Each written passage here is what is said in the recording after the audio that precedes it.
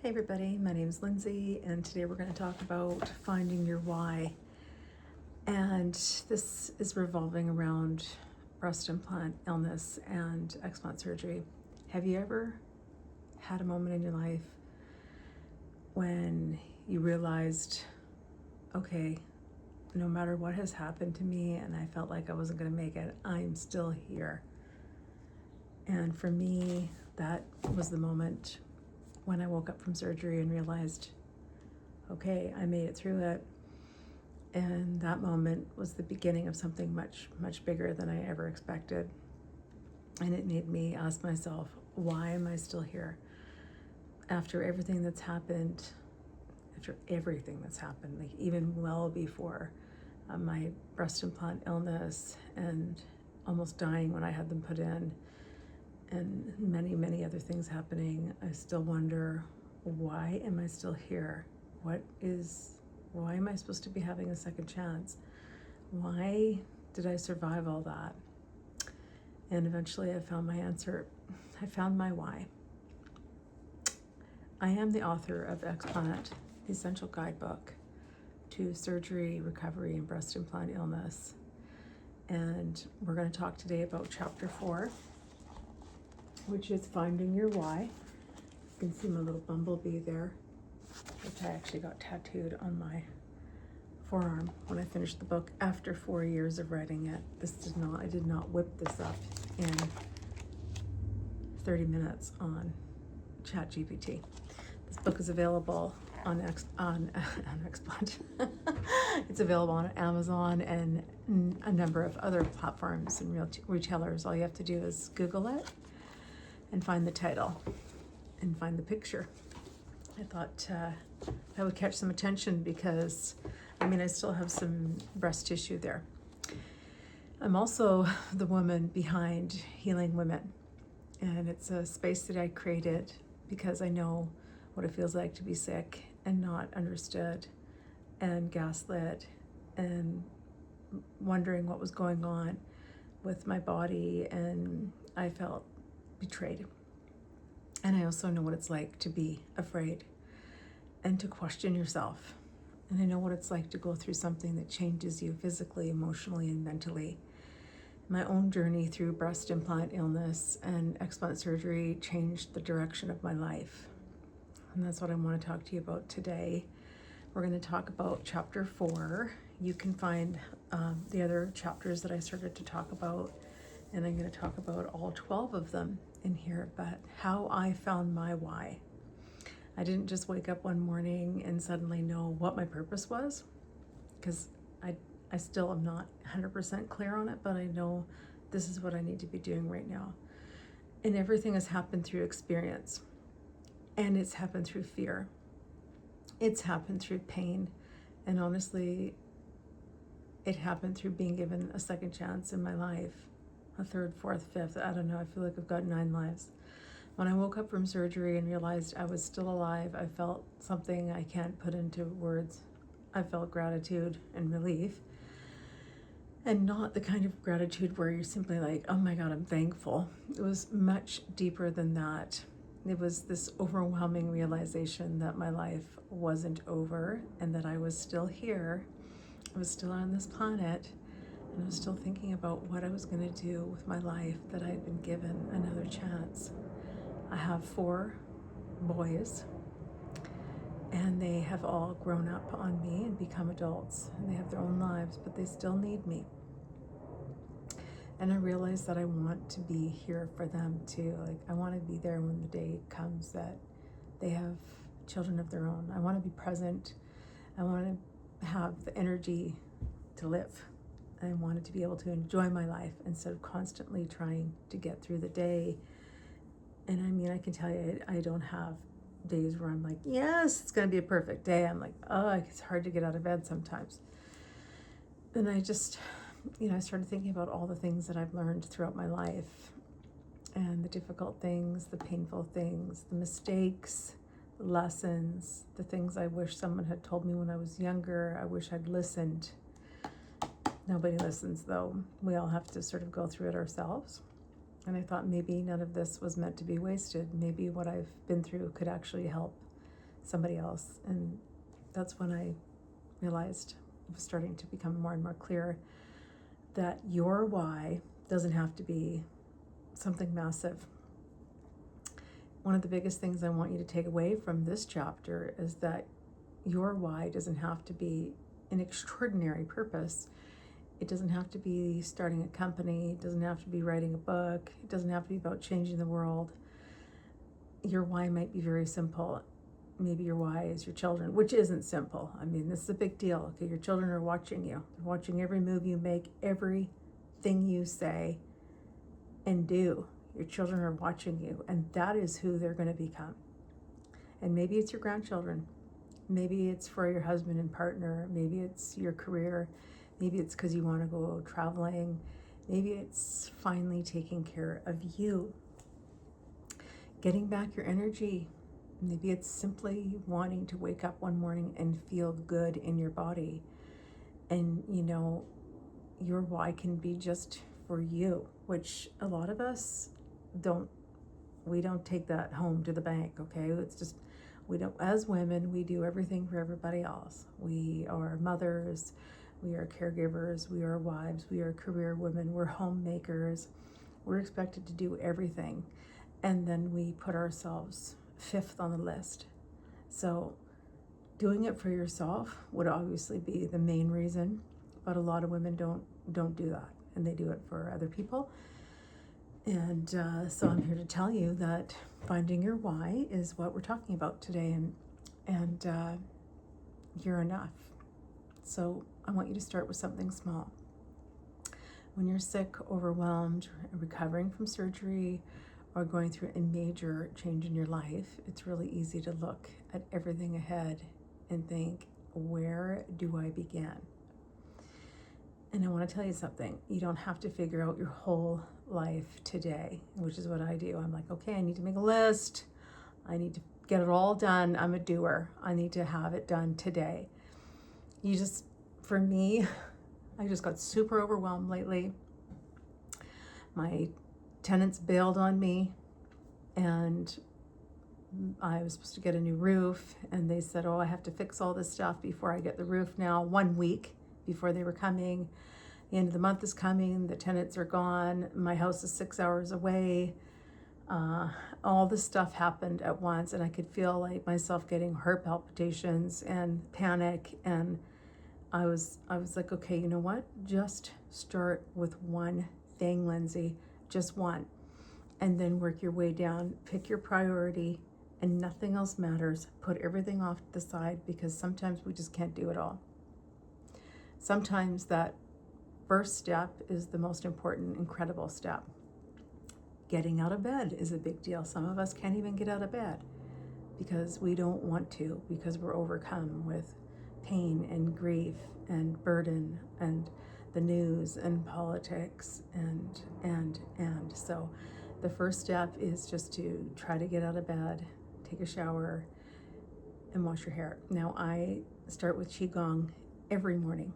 Every morning of my life, I start with it. I've been practicing for probably 5 years now, and it forces me to stop and slow down and stretch my body, and to bring some of the healing energy from the universe into me, because it's there. It is there, and everything is there for you to take. You just have to believe. Put on a little bit of makeup, if that makes you feel good, a spritz of perfume. Go for a walk, get out there and do some forest bathing, ladies and gentlemen. If you're watching this, you need to get out into nature. We are not meant to be in front of a screen our whole lives. We're meant to be out in nature. Cook yourself a good, nourishing meal, sit outside, call a friend or not. I'm at a point in my life right now where I kind of want to be alone. I want to be alone with myself, and I'm okay with doing that. I'm okay, because I feel like I'm at a different part in my life where I'm not feeling like I want to be around people. Like, I'm not like segregating myself, but I also I'm comfortable with who I am and knowing that I'm enough for me. So call a friend or not, get a book, sit by yourself. These things might seem insignificant, but they're not. They're little ways of telling yourself, I matter. And when you've spent a long time being sick and disconnected from yourself, this can be very, very powerful. Get up, dress up, show up for yourself, not for your boss, not for your husband, not for your kids. You show up for yourself. So this is what I talk about in my chapter 4. And I love this because it sounds so simple, but it's so hard for some of us to do. So I wrote a whole chapter on it. And sometimes that's exactly what we need. And I'm not always talking about just putting on makeup, because you need to look a certain way. And this is what got us spiraling down this road in the first place, was we feel like we have to look a certain way. I'm talking about doing something that reminds you that you're still here. That woman is still there. Maybe she's buried underneath exhaustion, and maybe she's buried underneath fear. Maybe she's buried underneath years of putting everyone else first. So pull yourself up, get up. Oh, my camera is doing some weird stuff. Take that shower, put that outfit on, and do something that makes you feel good. Do your hair, a spritz of perfume, and show up for yourself. Because sometimes confidence doesn't come first. Sometimes it's the action that comes first, and then the confidence follows. And your mind and your body are always connected. So if you can make yourself look good, you're going to feel good. It goes like that. Learning to love your new body is a tricky one. And I know that it's a big one. And so many women going through Explant are wondering, are they ever going to accept their body again? I've got a whole chapter on that too. What happens when you look in the mirror and your body isn't what you expected? Your breasts are going to be smaller. Okay, for sure they are. If you've had Explant surgery, your breasts are gone. Gone, baby, gone. That's okay. It's okay.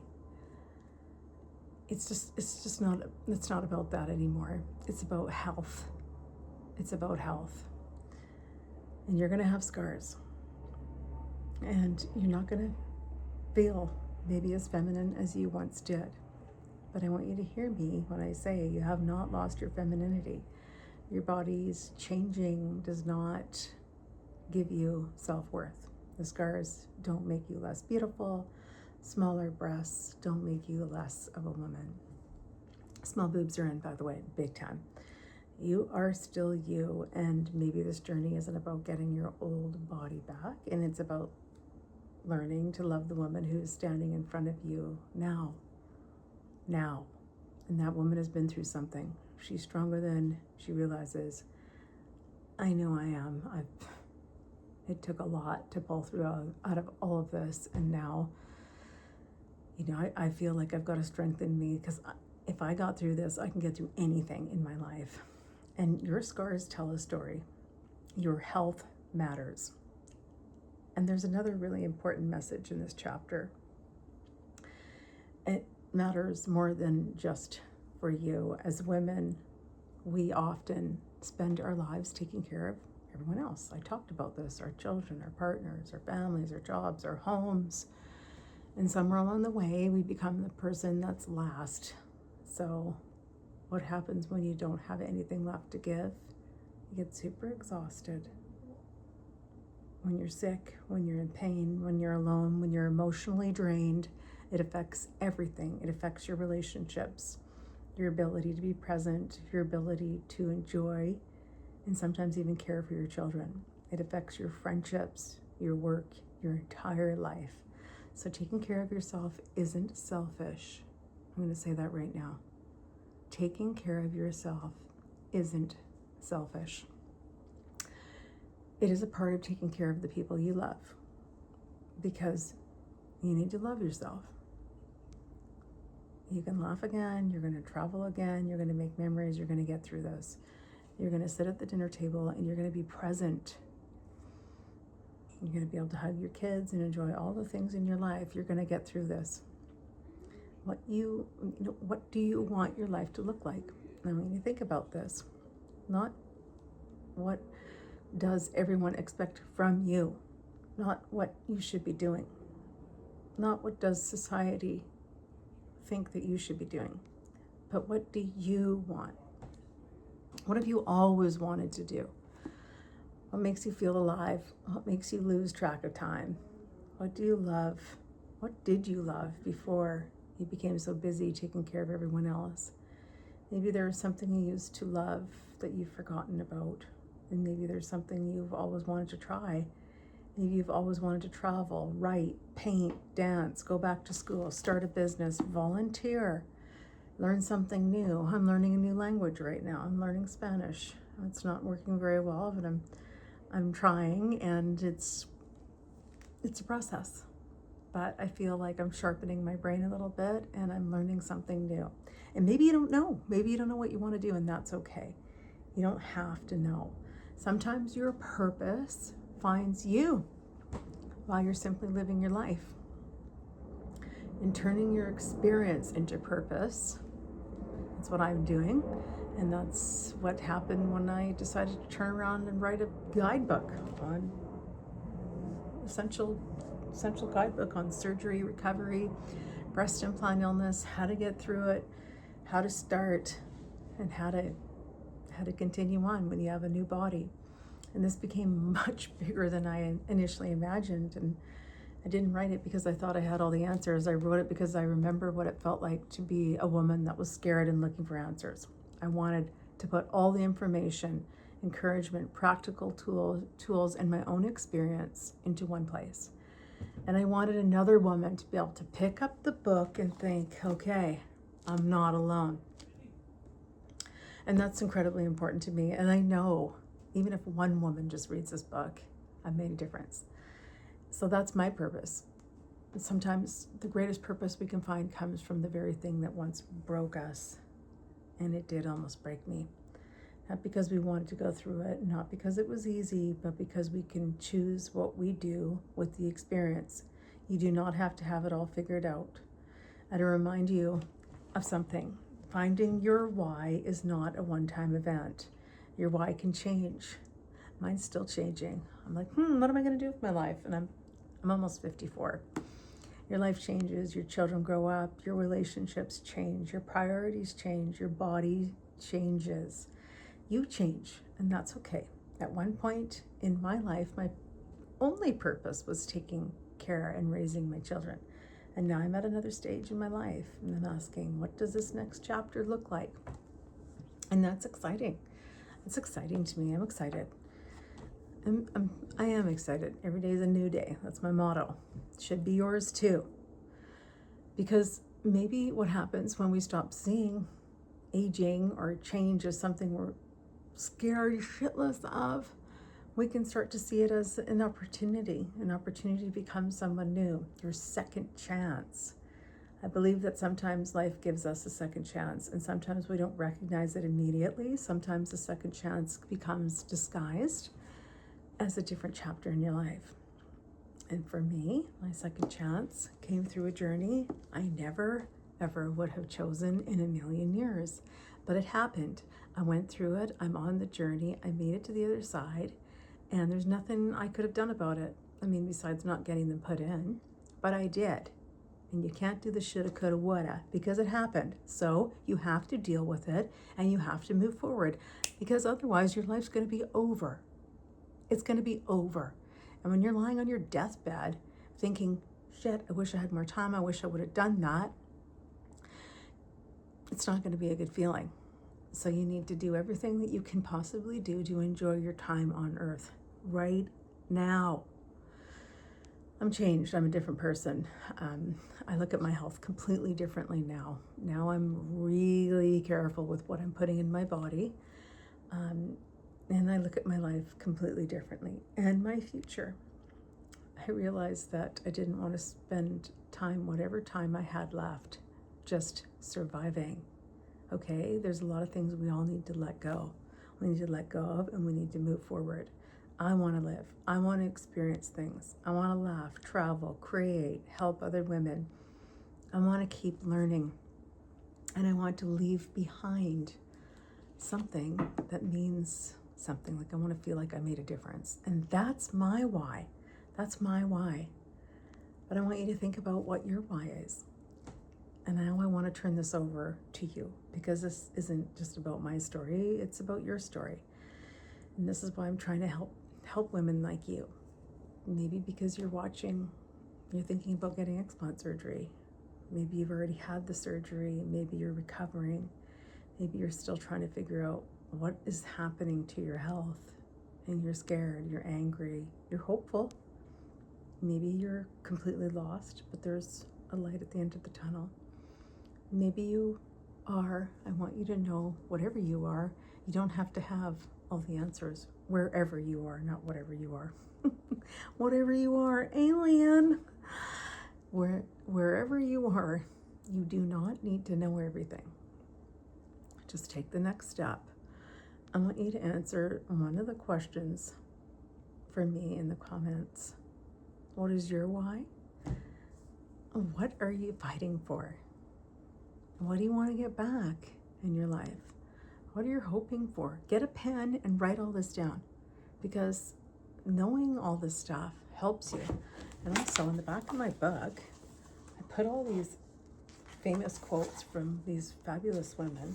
It's about 20 pages back here, so you can write down your own thoughts, your own journey, your notes, your lists, whatever you need to write. And I just thought it was a nice touch to do, but write it all out. Get a pen, write it out. What are you hoping for? What do you want to happen? What do you want your life to look like on the other side of this? What do you see for yourself?